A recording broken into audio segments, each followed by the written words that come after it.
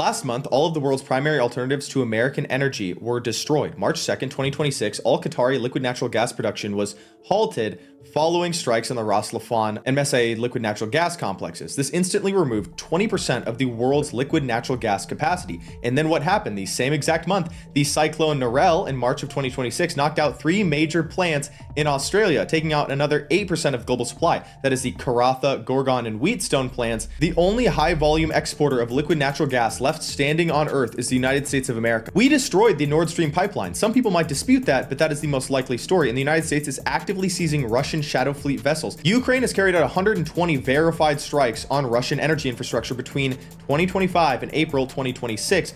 Even some happening yesterday when I originally filmed this video. That is 81 different attacks on Russian oil refineries, $1.3 billion in physical damage on sites, and $13 billion in lost profits for the Russian economy. As of March 2026, Ukrainian strikes have reportedly knocked out 40% of Russia's oil export capacity. The United States now holds European nations as a client, a completely captive energy market that relies on US import. The United States is securing the world's most vital maritime corridors. We've done this with the Morocco deal, April 17th, 2026. America now has an even more strategic foothold at the Strait of Gibraltar and controlling Mediterranean trade. In February 2026, the United States and Indonesia finalized a $33 billion agreement on reciprocal trade, and in April 2026 signed a major defensive cooperation pact. Our cooperation with the Philippines and Indonesia allow us to surveil, patrol, and even close the Strait of Malacca. This is where 60% of China's oil transits. Under the Maritime Action Plan issued in early 2026, every single nation that wants to export US oil